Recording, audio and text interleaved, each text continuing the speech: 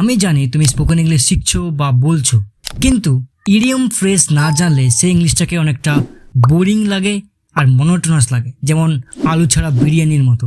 যেমন ধরো, I don't understand, আমি বুঝতে পারছি না।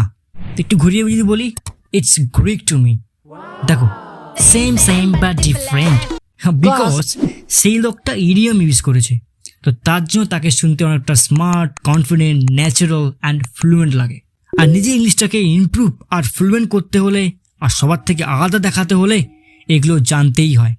তাই আজকে আমরা 5টা ইডিয়ম অ্যান্ড ফ্রেজেস শিখতে যাব, যেগুলো মুখে নিলেই লোকে বলবে, वाओ क्या लड़का है, वेरी हैंडसम बॉय।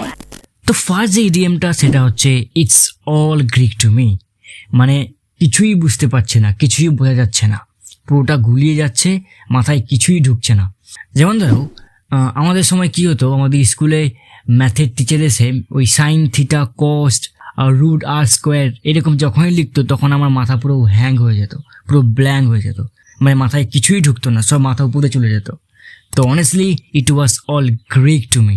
আর একটা এক্সাম্পল দেখি, your thinking is Greek to me, মানে তোমার চিন্তা ভাবনা আমি কিছুই বুঝতে পারি না, মানে আমার ভাবনা চিন্তার বাইরে। This work is Greek to me, মানে এই কাজটা আমি কিছুই বুঝতে পারি না, মানে আমার দ্বারা অসম্ভব, এরকম একটা ব্যাপার। ডুমসডে, মানে শেষের দিন বা ভয়াবহ দিন, মানে ঠিক যেমন তোমার রেজাল্ট বার হয় আর ওই দিনকার তোমার মা ডেকে বলে, বাবু রেজাল্টটা নিয়ে আয় তো দেখি, দ্যাট ওয়াজ দ্য ডুমসডে। ওই দিনটাই ছিল তোমার শেষের দিন, মানে ভয়াবহ দিন। Nobody will be alive on Doomsday, মানে কেউ বেঁচে থাকবে না শেষের দিন বা ভয়াবহ দিন, যেদিন পৃথিবীর ধ্বংস হবে। এরপরটা খুবই ইন্টারেস্টিং, সেটা হচ্ছে in the heat of the, মানে জোশে বা তাড়াহুড়োয় বা উত্তেজনায় কিছু একটা করা, মানে আগে পিছু না ভেবেই।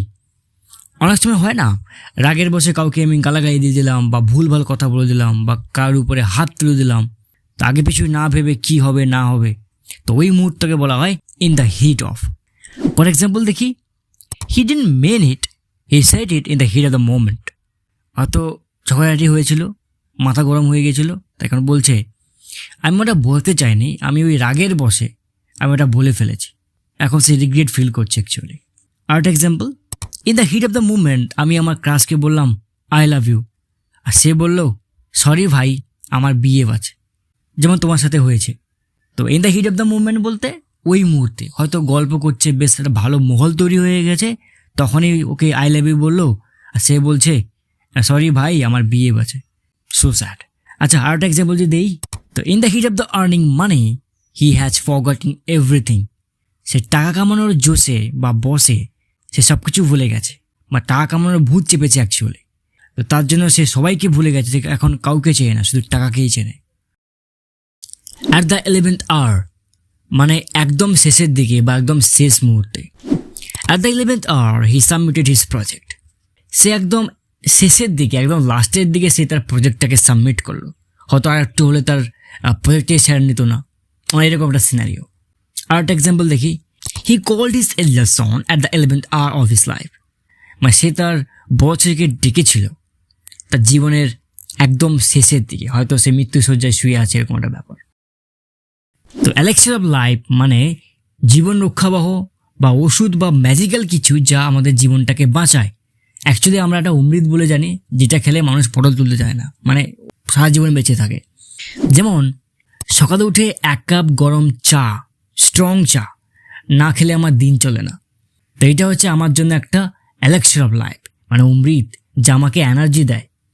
আর আমার মা, মানে বাঙালি মায়েদের জন্য আলু ভর্তা ভাত হচ্ছে রিয়েল এলেক্সার অফ লাইফ, যা কিছুই খাক না কেন এই আলু ভর্তা ভাতটা হচ্ছে তাদের জন্য অমৃত, যা তাদেরকে এনার্জি দেয়, খেতে খুব ভালো লাগে, বেঁচে থাকে তার জন্য অ্যাকচুয়ালি, সেটা না দিয়ে তারা তো মরেই যাবে, এরকম একটা ব্যাপার। তো এটা ছিল পার্ট 1। যদি ভালো রেসপন্স পাই তাহলে অবশ্যই আমি পার্ট 2ও বানাবো, তো তার জন্য লাইক অ্যান্ড সাবস্ক্রাইব অবশ্যই করবে। আর যদি কোনো সমস্যা থাকে let me no in a comment,